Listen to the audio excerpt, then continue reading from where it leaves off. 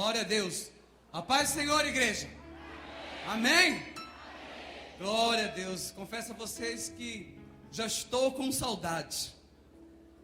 Estamos indo embora na quarta-feira, mas esses 2 dias os baianos já nos contagiou. Quando as irmãs entraram cantando, dançando ali, eu segurei ali e falei: segura, Jesus. Aleluia. Quase que eu tirei o paletó e subi aqui e comecei, ó. O povo de Deus é assim, amados. O povo de Deus tem que ser alegre. O povo de Deus tem que ser feliz. Amém?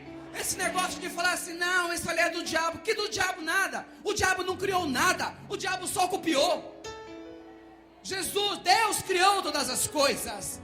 Aleluia. E para Ele todo o nosso louvor, toda a nossa adoração, a glória seja dada a Ele, para Ele, por Ele. Aleluia.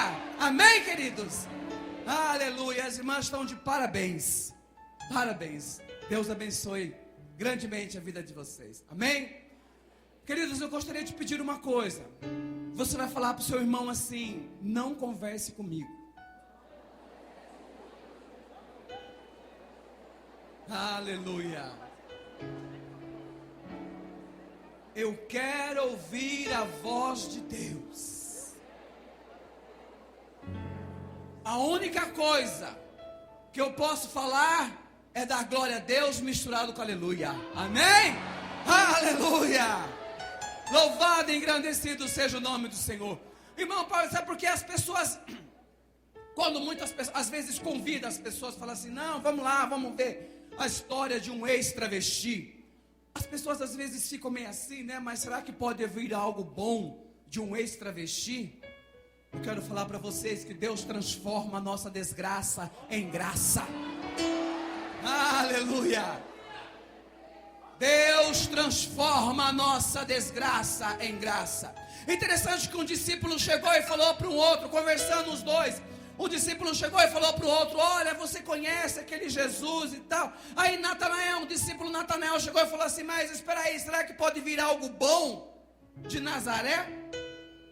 Até os próprios discípulos de Jesus. Natanael disse: será que pode vir algo bom? Mas nós precisamos estar atentos para ouvir a voz de Deus. Amém? Principalmente pais. Pais, ouve a voz do Senhor.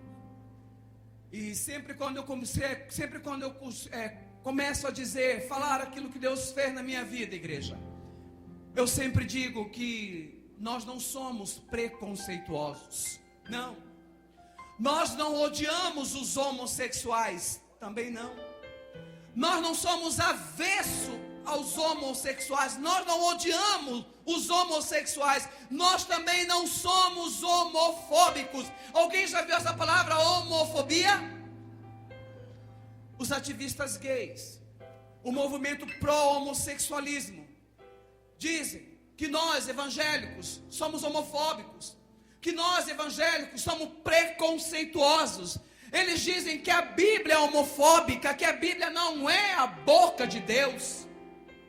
Mas eu estou aqui nesta noite, primeiro, para dizer a vocês que nós temos que amar e não condenar não só os homossexuais, todas aquelas pessoas que ainda não conhecem o Senhor Jesus.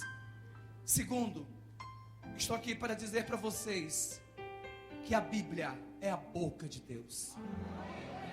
É a palavra que transforma, é a palavra que restaura, é a palavra que muda, é a palavra que limpa, é a palavra que purifica e restaura a mente, a alma e o coração do ser humano. É a palavra de Deus que nos limpa de todo o pecado. Aleluia. E antes de começar a falar aquilo que Deus fez na minha vida, eu gostaria que nós abríssemos a palavra do Senhor no livro de Joel.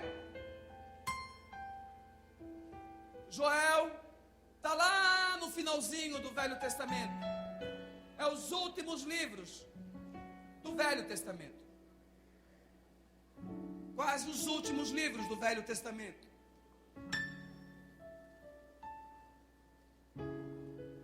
Deus usou a vida deste profeta para fazer um convite para nós. Deus usou a vida do profeta Joel para nos fazer um convite. Todo homem, toda mulher precisa receber esse convite que Deus, através da vida do profeta, escreveu aqui na sua palavra. Joel, no capítulo 2, no versículo 12, todos encontraram? Quem encontrou, diga amém. Quem não encontrou, diz, espera um pouquinho. Aleluia. Glória a Deus. Joel, no capítulo 2, no versículo 12, a palavra do Senhor diz assim: ainda assim, agora mesmo, diz o Senhor, convertei-vos a mim de todo o vosso coração, e isso com jejum, com choro e com planto, e rasgai os vossos corações, e não as vossas vestes. Convertei-vos ao Senhor, vosso Deus, porque Ele é misericordioso, Ele é compassivo, Ele é tardio em irar-se, em grande em beneficência, e se arrepende de todo o mal. Aleluia. Converter ao Senhor. Mas o que é converter ao Senhor Jesus? Como eu disse, todo homem, toda mulher que nasce de uma relação sexual, nasce com a semente adâmica do pecado. Nós nascemos com a semente do pecado. É por isso, queridos, que nós precisamos nos converter a Deus. É por isso que nós precisamos entregar a nossa vida ao Senhor, para nós experimentarmos o que Deus tem de melhor para as nossas vidas. Amém? Só que não era assim com a minha família. A minha família não conhecia o Jesus da Bíblia. A minha família não conhecia esse Jesus transformador. A minha mãe, ela disse que quando a minha mãe se casou, o meu pai era um homem muito bom, meu pai era um homem maravilhoso. Logo vieram os filhos. Nós somos em 4. Eu tenho 3 irmãs e eu, o único filho homem da minha família. E quando minha mãe disse que quando meu pai começou a beber socialmente. E nesse socialmente o meu pai se tornou um alcoólatra, um homem agressivo, um homem violento.